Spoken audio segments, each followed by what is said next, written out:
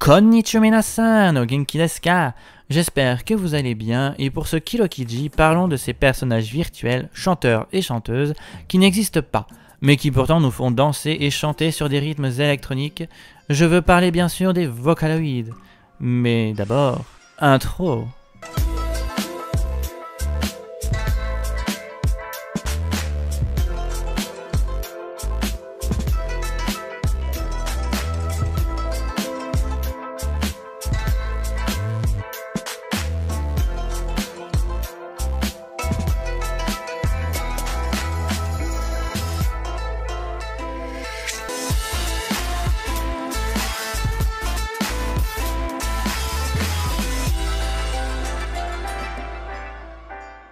Donnons une petite définition de ce qu'est un Vocaloid.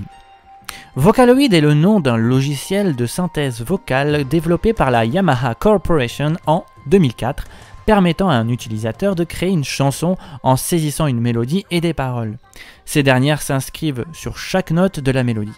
Le logiciel peut changer la tonalité de la voix et les effets de celle-ci. Par ailleurs, chaque voix électronique vient de vrais acteurs ou actrices ou chanteurs et chanteuses prêtés pour le logiciel. Le nom Vocaloid vient de la contraction simple de vocal et android. Il porte bien son nom car même si à l'époque les voix n'avaient pas de personnages fictifs attribués, le projet qu'elles en est devenu réalité. Bien qu'aujourd'hui la plus célèbre soit Hatsune Miku, les tout premiers Vocaloid sont en réalité anglais. C'est en effet le 15 janvier 2004 que Zero G Limited sort les premières voix virtuelles Léon et Lola. Mais leur accent laissant à désirer ne les rendront pas célèbres sur le marché américain. La société ne se laisse pas démonter par cet échec et sortira le 1er juillet de la même année une troisième Vocaloid du nom de Myriam. Cette dernière, utilisant la voix de Miriam Stockley, sortira de même au Japon quelques jours plus tard, le 26 juillet, sans susciter un quelconque succès, avant de basculer complètement dans l'oubli. L'anglais possédant beaucoup de phonèmes que le japonais n'a pas, le résultat n'est donc guère concluant. Même si l'anglais se retrouve aujourd'hui beaucoup dans la plupart des chansons pop japonaises actuelles, cette langue est encore difficile d'accès pour le logiciel qui rend l'anglais peu compréhensible et surtout peu convaincant. En novembre 2004, Krypton Future Media décide, après avoir eu vent des premiers Vocaloid anglais, de sortir leur toute première Vocaloid japonaise du nom de Meiko, qui sera d'ailleurs nommée ainsi d'après le nom de la chanteuse qui lui prête sa voix, Haigo Meiko. Cette dernière, virtualisée, vaudra plus de 3000 copies vendues.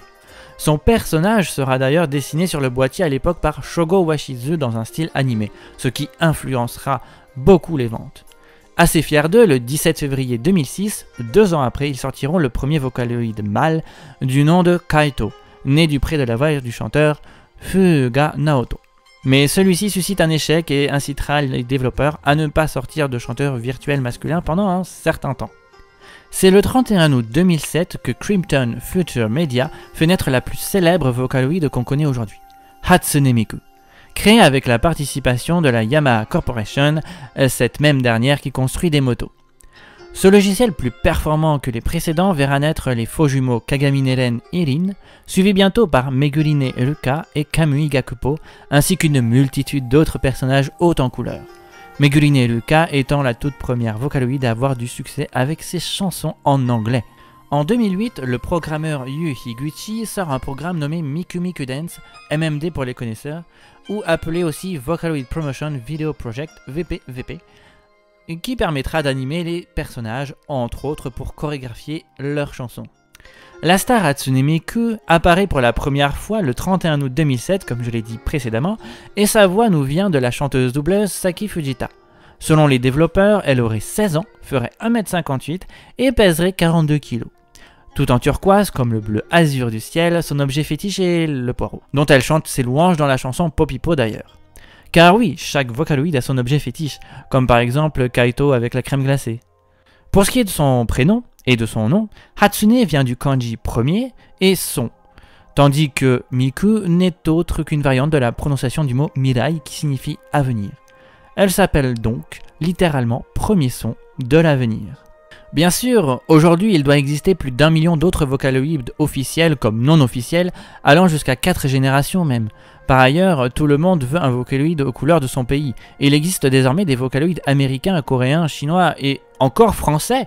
Et oui, nous avons nous aussi notre Vocaloid en France, et elle s'appelle Alice, toute récente qui vient d'arriver le 23 juin 2014.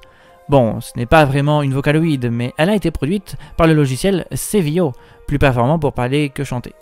Initialement, cela devait être un chanteur virtuel masculin, car selon VoxWave, il existe un trop grand nombre de Vocaloids féminins. Cependant, un sondage a montré que les fans préféraient plutôt une voix féminine, mature et puissante.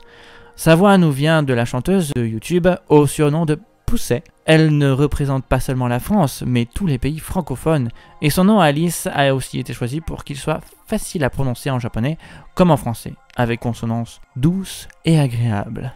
Voilà, cet épisode est déjà terminé, j'espère qu'il vous aura plu et vous en aura appris plus. N'hésitez pas à venir sur les réseaux sociaux ou en commentaire. Je vous dis à la prochaine et... matane.